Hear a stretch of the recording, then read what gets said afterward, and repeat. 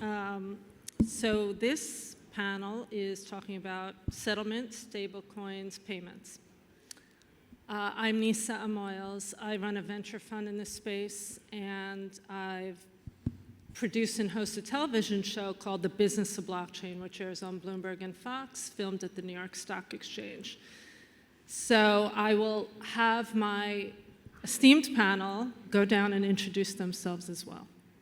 Cool. Arin Ray, nice to meet you guys. I lead trading and tokenization over at ZeroHash. We're a regulated crypto infrastructure as a service provider, and in the tokenization space, we recently did $2 billion in volume over the last 4 months in our payment rails. Hi everyone, my name is Sahil Duggal.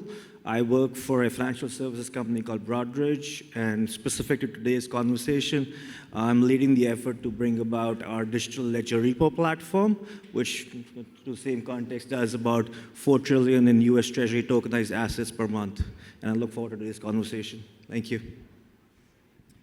Good afternoon, everybody. My name is James Wallis from Ripple. It's a pleasure to be here. For those of you that don't know Ripple, we have a payments business, cross-border payments business. We have a digital asset custody business. We recently launched a stablecoin in December, and we just announced pending acquisition of Hidden Road as a prime broker. So that's me and Ripple in a nutshell. Hi, everyone. Nisa, thanks for moderating. STM team, thanks for having us. My name is Jeremy Pollack from Kinexys at J.P.Morgan. Kinexys, for those who don't know, is our blockchain business unit that is moving money, assets, and information at scale. At Kinexys Digital Payments, which is what I focus on, I work on platform settlement, which is how we integrate with the digital assets ecosystem for the purposes of cash settlement in USD, Euro, and as of Monday, Sterling.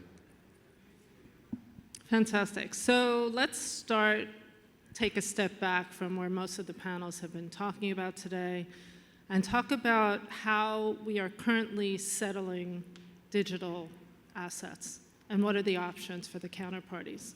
So Jeremy, we'll start with you. In the traditional sense, or? Yeah. Okay. I mean, in the traditional sense, right, you have usually two counterparties, one with cash, one with securities, that are delivering both of those into a central party for the purposes of clearing. I think when we've looked at that type of construct before, we were where we had our clients who had blockchain deposit accounts open with us, and we were servicing from more of a treasury perspective, right? We looked at it and we said what we can actually do here is broaden it to a markets perspective and use our product for the purposes of actually settling on other digital asset venues. Those digital asset venues at the time were using things like ACH, wires, methods that don't really work well in a blockchain world because you're not actually getting the value proposition of real-time settlement, right? So we said, is there a way where we can integrate with those digital asset venues such that when assets are transacted on those networks, we can actually settle the cash leg on ours? So that's what we've been doing, and what it really allows for is a composable workflow between us and the digital asset platform to affect that same DVP that we're seeing today in the traditional markets. How about... Yeah. Maybe I could add a little bit to that, since I have some history with Jeremy and the JP team. So I come from a financial services firm that predominantly services traditional financial workflows, and we're in this transition period where we're trying to service this upcoming decentralized finance flow. Traditionally, like Jeremy, you mentioned, right, it's all these intermediaries, clearinghouses, the SWIFT and the ACHs of the world, but they're limited by, not just the time zone constraints, but also by the inability to have programmability or, point-in-time smart contract or trigger event-based workflows, right? So what we do in Broadridge, at least in my practice, we are offering a repo protocol. So we tokenize the collateral leg of the repo, and then we want to offer as much flexibility to our participants in terms of where they can do the cash leg. And I've done that journey because we were doing fiat cash legs where we were transacting, like Jeremy said, breaking out the DVP and putting it back together, do the collateral like through a token, so it's atomic, it's called all the benefits of the chain, the stack, and so forth. But the cash is still beholden to the fiat SWIFT rail, which requires an administrator to key in something, or it needs, maybe 15-minute cycle time to settle if it's interbank. So to address all these challenges that are incumbent in today's TradFi space, I think solutions like Kinexys coins, Kinexys digital tokens, and what I think we're also doing with Finality for their payment rails, and then what stablecoins are going to bring for us will really help that ecosystem flourish, because now it's token versus token, it's atomic, it's real time, it's 24/7, and that's the benefit and the value that our consumers need. Yeah, I think we're also seeing the two worlds converge more and more every year, and maybe more every month, right? Like traditional rails now can operate 24/7. You have banks that have their own internal networks that almost act as a blockchain. That Customers Bank, BNY, they all have these interconnected settlement networks where you could settle on the weekend, and same as crypto. So it's just cool to see the two worlds converge and add utility to each other. Where I think 5 years ago we were almost like butting heads with traditional finance and crypto. Yeah, I think that convergence started a while back, but is definitely accelerating now. Obviously, there's a lot of crypto settlements that are instant on chain. There's still quite a lot of digital assets that ultimately still get settled off chain. So there's this sort of hybrid model. In the Ripple payments world, we started off with fiat payments, with a sort of a better messaging system to enable a faster settlement. But now all of that volume has moved to either using native crypto or a series of different stable coins as that bridge currency for cross-border payments. So definitely becoming a reality. And I think we're in about 90 plus countries so far, probably a bit less than you are, Jeremy, but we're smaller than you guys. Yeah. So Ripple just issued a stablecoin as well. There are a lot of stablecoins being issued. How much can the market bear? I'll start. I think if you look at the different projections, the market is around 240, 250 billion now, and is projected to grow to about 2.7, 2.8 trillion in 4 years. So I think that the size of the market will continue to grow. I think we'll see, probably driven by regulations, a bit of a divergence. I think we'll see still a lot of new entrants to the market, but I think over time we'll see those stablecoins the most sort of highly regulated. There'll probably be some level of consolidation. I can't see that there'll be thousands of stablecoins globally in 3 or 4 years' time. I don't know when the consolidation will happen, but at least that was part of our strategy. Was let's be super high quality. We're regulated by the New York DFS. Looking obviously to be a global player given the nature of our business. So I think we will see consolidation, but I think before that there's probably going to be some more proliferation of a whole range of different stablecoins, from ultra regulated to different yield bearing, and I think it's going to be a bit fuzzy for a while, but in the end I think it's going to be clear. Maybe I'll answer that question, but from the view of commercial bank money. At Kinexys, we move $2 billion on average a day. Our global clearing business moves $10 trillion, I think, at last count per day. So that's my total addressable market from a commercial bank perspective. Yeah, maybe I can add a little bit to what you were sharing. Yes, it's an exciting time. With everything that's going on, everybody's being here today. I think every panel touched upon stablecoins in one fashion or the other, right? The market is proliferating, and it's driven by factors such as legislation, of course. And there are different kind of solutions being offered, like we just heard, figures, yield-bearing coin versus the non-yield-bearing stablecoins, their treatment as per the different acts and so forth. But until adoption comes across at higher scale and standardization comes through, you'll see a lot of these stablecoins being issued in my native perspective, and you'll see the need for swaps and interoperability solutions, infrastructure players, middlewares that help you bridge across these stablecoins. But as the dust settles, it'll depend on where most liquidity lies, right? Which stablecoin provides what kind of capability, in addition to just being a payment means or applicable for use case for doing remittance and so forth. And then you will also see that certain stablecoins will fit certain specific use cases, and they'll have their niches and they'll succeed there where others would not. So I think the market will tell us that, but that's where I think it'll go, and it'll be an interesting journey to watch out for. Yeah, I think we'll get into it more with the regulatory discussion as well, but I think we're in a world where we try to figure out how do we regulate the stablecoin alphabet soup. And what I mean by that is we have almost stablecoin for every letter of the alphabet. There's some stablecoins that now have numbers, like USD1. We'll probably see USD1A and different things. There's a USDT with a lowercase t. I think we'll eventually, as an industry, get to the place where we sort of hide the wires, where your stablecoins are being used in your bank that has its own stablecoin, maybe your payments app that has its own stablecoin, but you don't really see it. The wires are hidden underneath the rails. It'd be an infrastructure provider, like one that we have on stage, or it could be just someone else that's building today. So yeah, I think we're overall excited to see it. I think as long as there's letters in the alphabet, we'll probably have more stablecoins. So can international stablecoins compete with US dollar-backed stablecoins?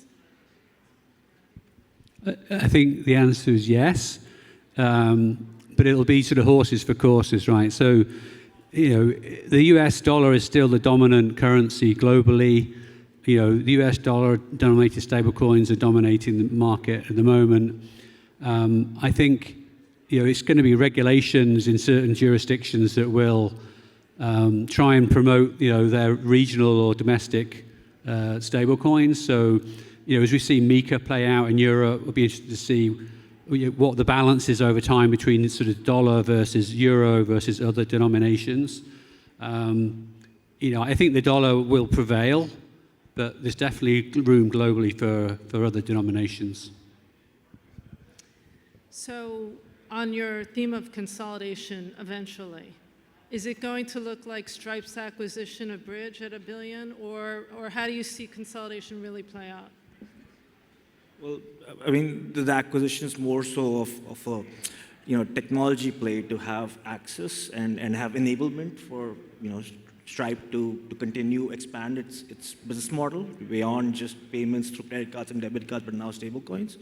From a consolidation point of view, I mean, I see stablecoins being exchanged, transferable, but the idea of some will continue and some may not, right? I think it depends on the application and adoption story. Sorry, I was going to say, I think to the point that I mentioned before as well, right? On all these trading venues, you have things priced in different stablecoins, USDC, USDT. I think a lot of what this looks like also, to everyone's point, is that being just priced in USD and the actual stablecoin mechanism used to settle being abstracted away under the hood. Yeah, I think we're at the point where every institution is working on, or at least thinking of, a stablecoin strategy. They don't want to be left behind, and we haven't reached adoption for stablecoins globally everywhere for institutions, but we've reached exposure, meaning we've got it at least, if not on the roadmap, in their line of sights to potentially add, just to remain competitive. Tomorrow's a holiday. How do they move in and out of funds? It's all questions that could be answered with the right stablecoin strategy. Yeah, I think another way to think about it is, separating out the different forms of digital money, and then, what are the actual rails for settlement. So, digital money comes in probably 4 flavors, right? So you have, in some markets, they will end up having a CBDC on the one end, tokenized bank deposits, stable coins, and native crypto, right? I mean, those on blockchains, they all have sort of very similar functionality. And you can see, like with the Stripe acquisition, using stablecoins on traditional rails, right? So you could argue that a stablecoin on a blockchain as both a money and a rail is super efficient, but we'll see a mixture, right? So we'll see stablecoins ultimately being used on, with Stripe and the credit card networks, and others will, I think, start adopting stablecoins as well. So. Lots and lots of different flavors is my expectation. So besides the regulation, which we have all been talking about, what else needs to happen to get to mass consumer adoption? And what about the consumer experience of using these? Yeah, No, James. after you. I'll go next. I was going to echo what Arin was saying, that it has to be a level of abstraction where it's immaterial, whether it's blockchain-based technology, something else tomorrow, right? And what kind of, stablecoin or bank deposit, blockchain account, or a central bank consortium-based some sort of payment rail. It should be immaterial. The consumer, institutional or otherwise, cares about the functional goals that you're able to achieve your outcomes, which is real-time settlement 24/7 with some levels of programmability to execute those specific workflows. And then the consumer cares about the user experience. How seamless is it? And everything else is in the background. They don't want to know what is being, what alphabet is part of its soup, right? So that is where I think, if you're able to get to that stage, which is, in progress, right? Not anytime close. That's going to drive that story. Yeah, and from the institutional perspective, I think what we've done is take a skeuomorphic approach to how we've developed this product, right? It's an account just like our clients have, right? So they're already very used to it. That's kind of how we abstract away a lot of the blockchain tech. I think that's what's allowed us to scale as we have. And I think, 5-10 years from now, it won't matter, is it blockchain, right? It's just going to matter, what does this do for me? What is the utility? What is the value prop? It's 24/7 value movement, it's programmability, it's composability, it's all of those advantages to let our clients more effectively manage their cash. Yeah, I would definitely agree with that. I think whenever there's a new technology that comes into the sort of financial services world, there's always three different elements that you need to work on in parallel, and they have to be somewhat balanced. So, one is the technology and the infrastructure, right? It has to work and has to do what it says it does. The second one is the regulations, right? You've got to fit in with the existing regulatory environment, and maybe there's some future changes that are required. But then the third one, which is actually the most difficult one, is the use cases where there's some reason for someone to change from what they do today, right? No one's going to do a new payment method if it's slower and more expensive, right? There has to be some advantage, something that you couldn't do before, something that you can do cheaper, faster, more reliably, And I think that where the consumer is involved, I think that will take a little bit more time. I think there's still challenges in the industry around just usability, the user experience. In the commercial world, though, we're already seeing some pretty cool use cases. So I'll give you one example. Working with a large asset manager in the US who does a lot of international supplier payments, right? So buying goods and services from overseas. This system that we're working on essentially has the buyer parking their funds in a digital fund, yield-bearing fund, as opposed to a normal sort of having a letter of credit or any of the other sort of financial instruments. So they have money set aside, earning a yield. As soon as the invoice is validated, that's immediately sold on-chain into a stablecoin and then paid out across the payment network. So you sort of have instant settlement. So that's an example where you can get a yield, more yield than you could before, and you can make the payment quicker. So that's good for the supplier. So you've always got to have those use cases that make it worthwhile making a change. Otherwise, we're just sitting here having theoretical nice chats with each other. Yeah. Sorry, go ahead. No, I was just going to double down on my earlier point on hiding the wires, right? You have stable coins like USDC. It's on 22 networks. And as a user myself, I might even fumble and put USDC on Solana when I'm supposed to be doing ETH. The UX will come with the right technology, SDKs that make things similar to the Amazon one-click buy. I still haven't really seen the crypto one-click buy, just pulling from my wallet, grabbing the right asset, grabbing the right amount, and sending the exact fees to the right address without having to worry about, do I need ETH for gas or something like that. I think it's going to be an infrastructure provider that abstracts all of this and hides the wires from the end user, and ultimately will hide it for the institutions as well, so everyone can just use the network for what it's meant for, the technology, the instant settlement, the the 24/7, 365, and UX will just be an afterthought because it's hidden.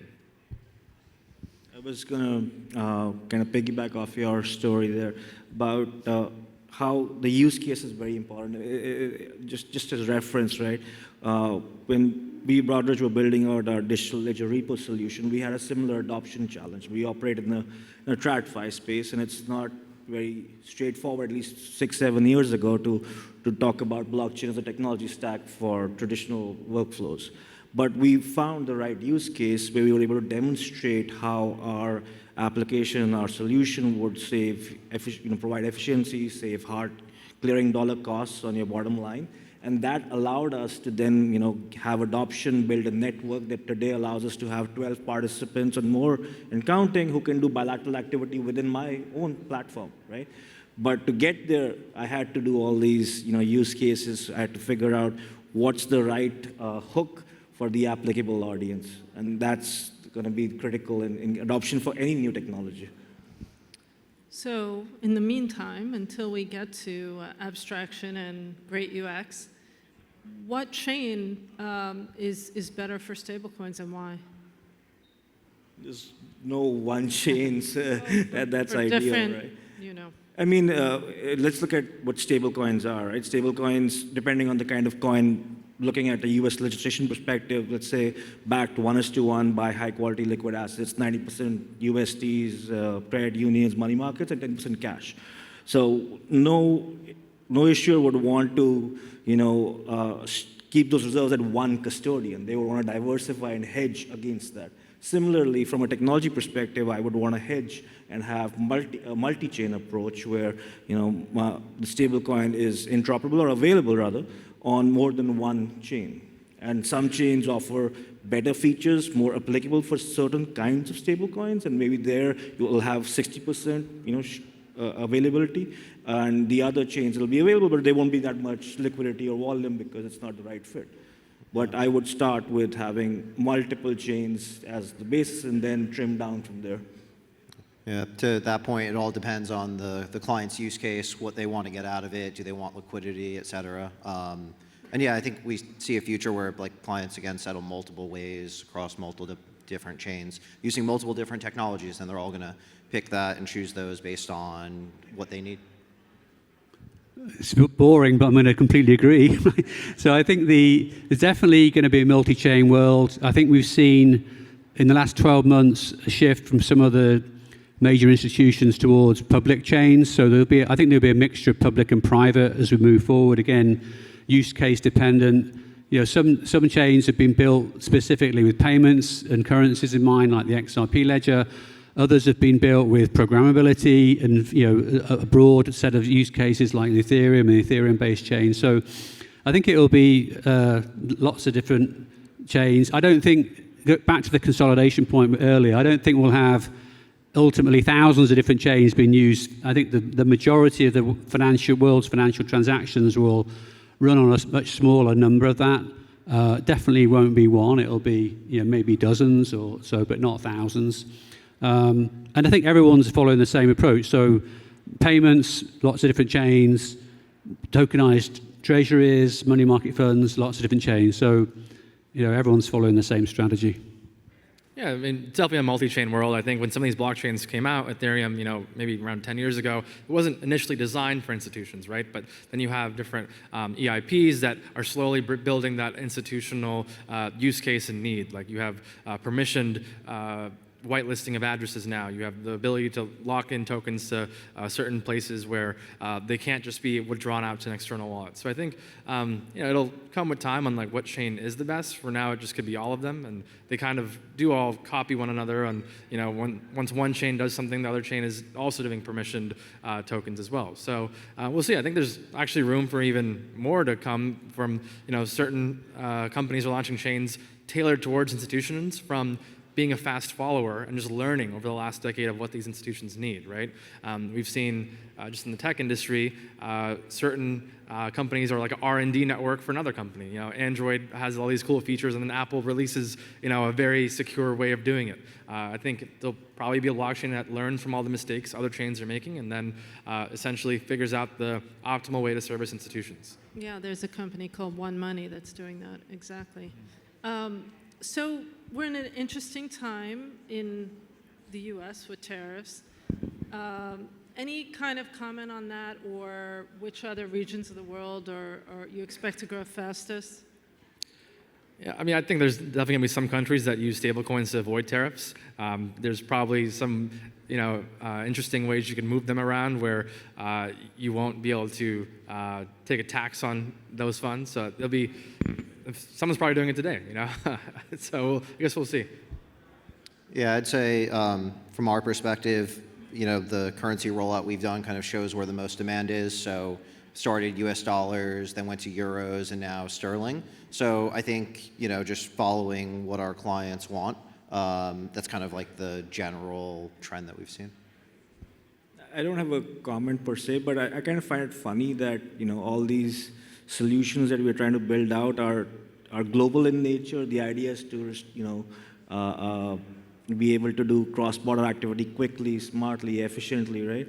And then on the same side, we also see that everybody's, you know, building out their own version of their equivalent stablecoin or their equivalent, you know, feature set. So it's kind of interesting to watch that dual nature of the scenario.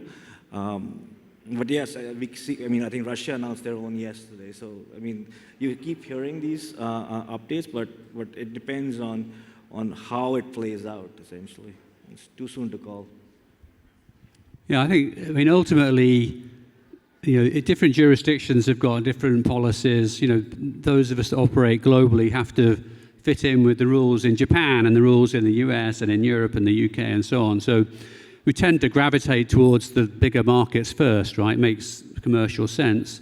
But ultimately, you know, there is going to need to be some degree of interoperability at a national level, right? I'm not talking about technical interoperability, but, you know, what are the rules going to be on, you know, transferring assets in, say, US to the Japan or the UK? So I think ultimately, you know, regulations will follow the technology innovations, if you look back at history, but that is definitely going to have to come. And here in the US, you know, it's good that the new regime is sort of getting cleaning up their act a little bit on regulation. I think that's going to be good for everyone. Okay. Well, thank you. How about a round of applause for our panel?